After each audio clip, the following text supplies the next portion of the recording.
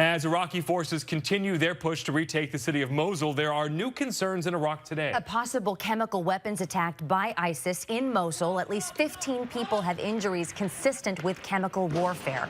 One of the victims says something hit his house with a loud bang. His mother says that a rocket started spraying an oily substance. Some people have breathing problems like a spasm, like in an asthma attack, and the majority of the patient has developed different size of blisters, especially in the exposed areas. It's still not clear whether chemical weapons were used. If they were, the UN says it would constitute a war crime. The battle for Mosul could be ISIS's last stand in Iraq. Maria is now over the island of Dominica at this hour. There are reports of massive damage already on that island. In other parts of the Caribbean, people are boarding up houses and racing to clear the debris from Hurricane Irma. Some are worried that the heavy wreckage from Irma could be turned into projectiles. People are nervous, scared? Definitely. Yeah. You know, it's been a while since we got such a strong hurricane hit us directly, so yeah. Now, residents in places like the Virgin Islands are being asked to use rocks to weigh down the debris that can't be cleared in time.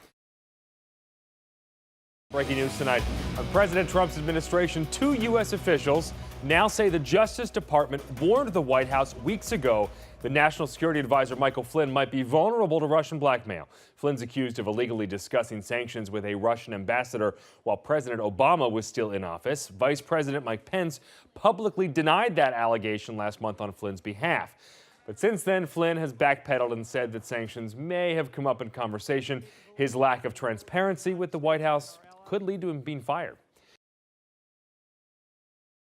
The UN Security Council is condemning North Korea's decision to launch a second missile over Japan today. The launch set off sirens and cell phone alerts in Japan, warning people to take cover.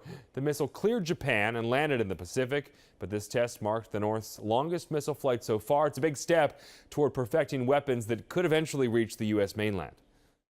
We've been kicking the can down the road, and we're out of road. And so for those who have said and have been commenting about the lack of a military option, there is a military option. Now, it's not what we would prefer to do. South Korea responded with its own missile test as a show of force. The launch comes just days after the UN imposed new economic sanctions against the North.